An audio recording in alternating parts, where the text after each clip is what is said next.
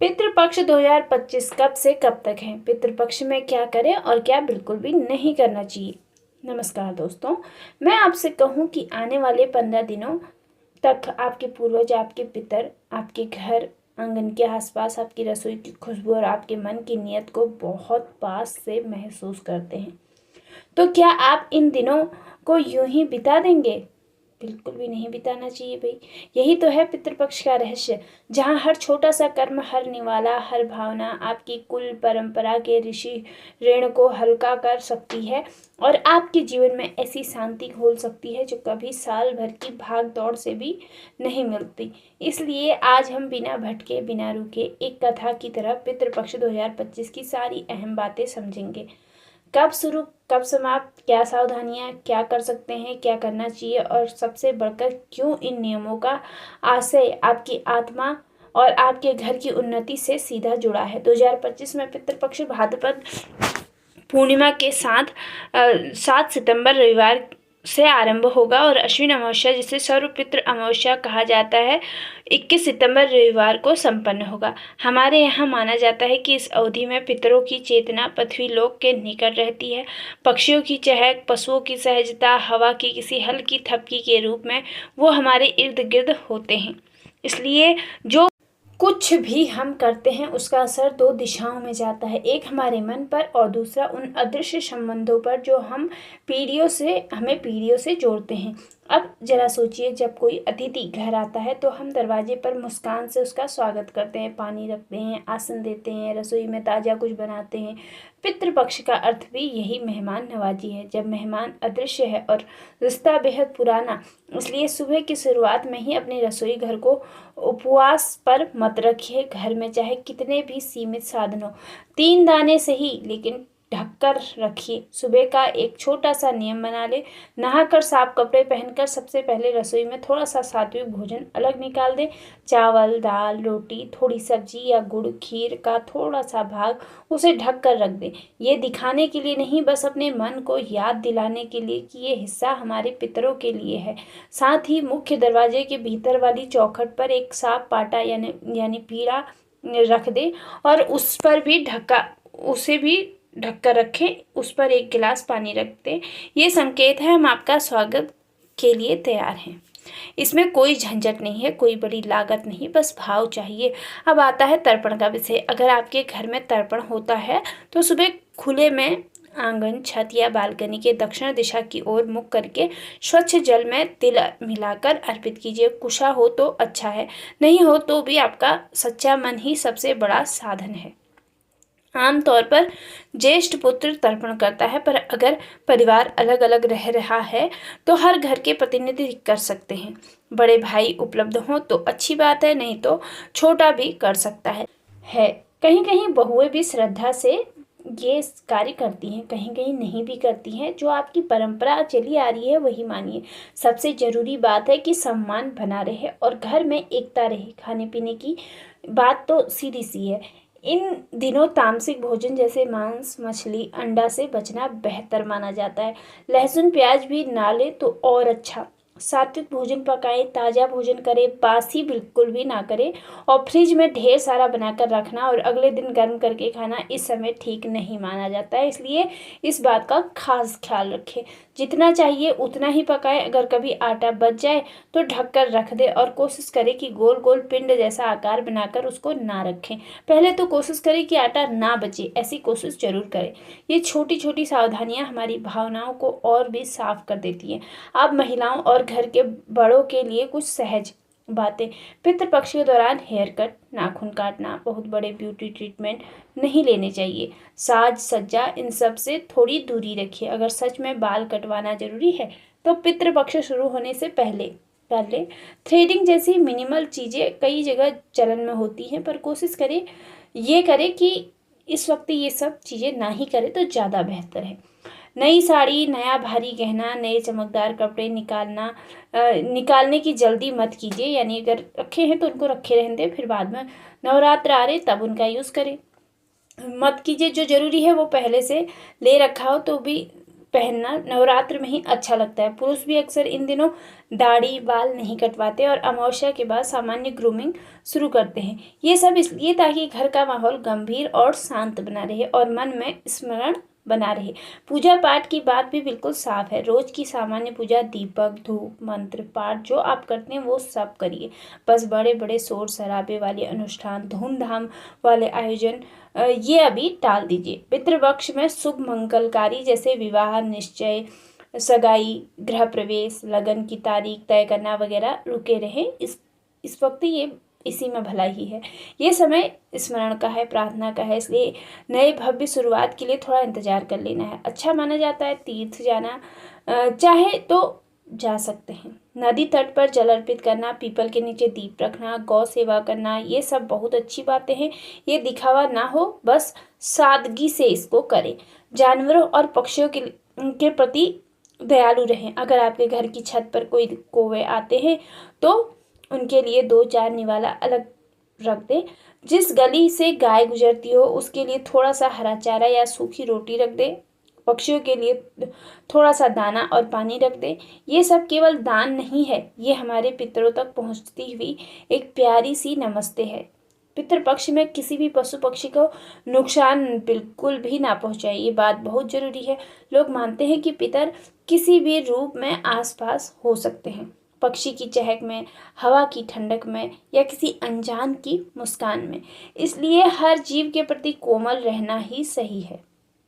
अब थोड़ी बात घर के भीतर के माहौल की। कोशिश करें कि इन दिनों आपकी वाणी बिल्कुल कोमल रहे। घर के बड़े बुजुर्गों से धीरे बोले, बच्चों को प्यार से समझाए और अगर कोई गलती हो भी जाए तो मान लीजिए एक दिन बासी खाना रह गया या किसी से गलती से प्याज लहसुन खा लिया गया तो आप खुद को मत कोसिए। अगले दिन से और ध्यान रखकर पितृपक्ष की तैयारी करें, यानी और भी बड़े नियम। थोड़ा सा कोशिश करें इस चीज़ की कि लहसुन प्याज ना हो तो ठीक ही है, इस वक्त ना खाना ज़्यादा बेहतर रहता है।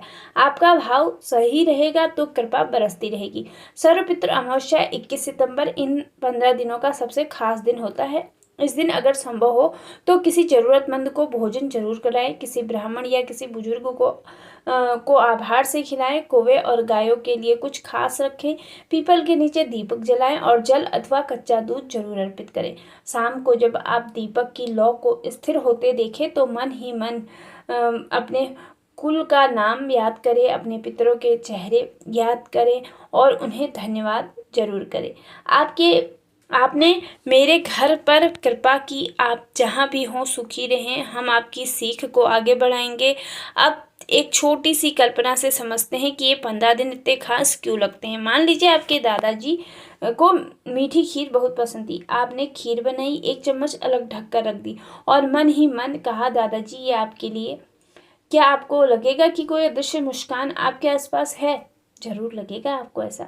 मान लीजिए आपकी नानी जी हमेशा कहती थी, बेटा किसी को पानी पिला दिया करो। आप दरवाजे के पास गिलास ढक कर रखें और किसी प्यासे को पानी दे दें।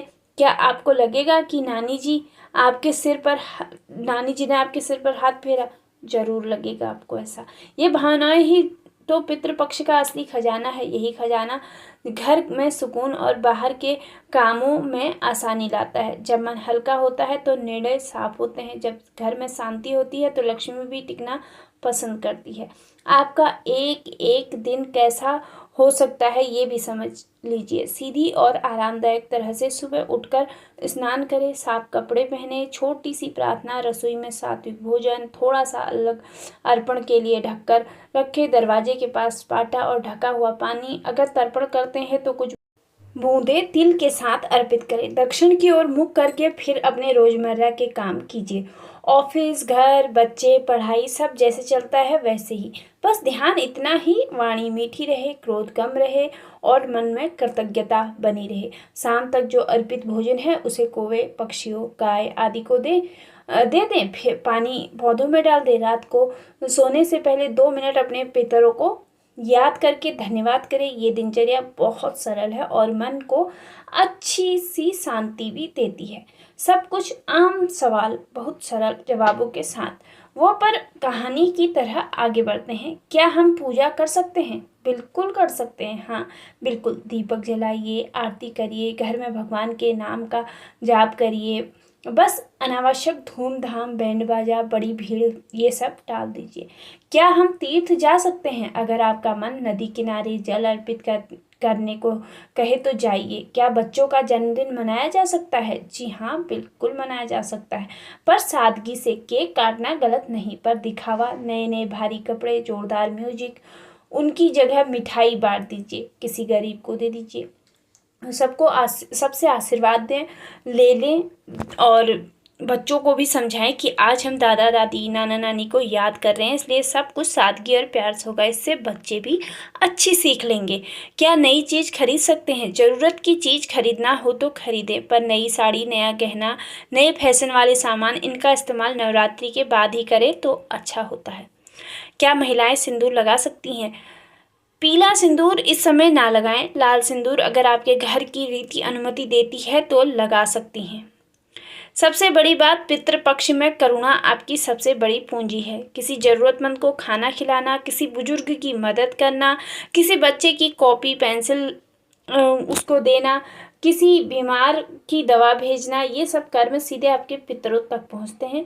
आप सोचेंगे कैसे? तो समझिए, जब आप किसी अनजान के लिए भलाई करते हैं तो ब्रह्मांड उसे आपको लौटाता है, कभी किसी और रूप में, कभी किसी और समय पर। हमारे पितर इसी भलाई के माध्यम से हमारी राह सरल करते हैं, इसलिए पितृपक्ष दान दया के लिए बहुत शुभ माना जाता है। अब जरा सा मन के विज्ञान की बात करें, पर बड़े आसान शब्दों में। पितृपक्ष में आप जो कुछ भी करते हैं, तर्पण, अर्पण, दान, सादगी, इन सब से आपका मन शांत होता है। आप पुराने पछतावे छोड़ते हैं, भीतर की कड़वाहट घुलती है, और आप अपने से एक वादा करते हैं कि मैं अच्छा बनूंगी। जब मन हल्का होता है तो घर में अनावश्यक झगड़े कम हो जाते हैं, काम में बाधाएं कम महसूस होती हैं, और स्वास्थ्य भी बेहतर लगता है। ये कोई जादू नहीं है, ये आपके अपने संस्कारों की ताकत है। पितृपक्ष आपको बस याद दिला देता है कि आप कितने समृद्ध हैं, क्योंकि आपके पीछे पीढ़ियों का आशीर्वाद खड़ा है। इन 15 दिनों के अंत में 21 सितंबर की शाम दीपक की लौ को एक पल ध्यान से देखिए। मन में अपने कुल का नाम बोलिए, जैसे मैं फला फला का बेटा बेटी, पोता पोती, और अपने पितरों से कहिए, आपकी सीख मेरे साथ है। आपने जो संस्कार दिए हैं मैं उन्हें आगे ले जाऊंगी। आप खुश रहें, हमें आशीष दें। उस पल जो शांति आप महसूस करेंगे वही तो पितृपक्ष का सार है। अगले ही दिन से प्रतिपदा आएगी और फिर नवरात्रि की आहट शुरू हो जाएगी। कलश स्थापना, देवी माँ का स्मरण, घर में नई उमंगें आ जाएंगी। तो दोस्तों, आज की बात बस इतनी ही। पितृपक्ष को कठिन मत समझिए, इसे अपने घर की सादगी, अपनी रसोई की खुशबू और अपने दिल की नमी से जोड़ दीजिए। सुबह 1 चम्मच खीर भी काफ़ी है। अगर भाव सच्चा है तो दरवाजे पर रखा हुआ और ढका हुआ पानी भी काफ़ी है। अगर नियत साफ है तो कौवे के लिए रखे 2 टुकड़े रोटी भी काफ़ी है। अगर मन में प्रेम है, और हाँ, अगर कभी कोई गलती हो जाए तो घबराएं बिल्कुल भी नहीं। अगले दिन से फिर से शुरू कर दीजिए। हमारे पितर कठोर जज नहीं हैं, हमारे अपने हैं, हमें सिखाने और आशीष देने आते हैं। अगर आपको ये सरल, समझाए हुए, दिल छूने वाली बातें अच्छी लगी हो तो वीडियो को लाइक जरूर कीजिए, और अपने परिवार, दोस्तों और व्हाट्सएप ग्रुप में शेयर जरूर कीजिए, क्योंकि अच्छी बातें जितनी फैलेंगी उतना सुकून बढ़ेगा। और हाँ, चैनल गीतास वॉइस को सब्सक्राइब करना बिल्कुल भी ना भूलिए। घंटी का निशान दबा दीजिए ताकि हमारे नए वीडियो का सूचना सबसे पहले आपको मिले। अगले वीडियो में फिर मिलेंगे एक नई सकारात्मक और उपयोगी चर्चा के साथ। तब तक के लिए मुस्कुराते रहिए, सुरक्षित रहिए, अपने पितरों के आशीर्वाद में विश्वास रखिए, और जीवन को सरल, स्नेहमय और साफ सुथरा बनाए रखिए। तो कैसा लगा वीडियो, जरूर कमेंट सेक्शन में बताएं। वीडियो के अंत तक बने रहने के लिए आप सभी लोगों का दिल से धन्यवाद। राधे राधे, जय श्री कृष्ण।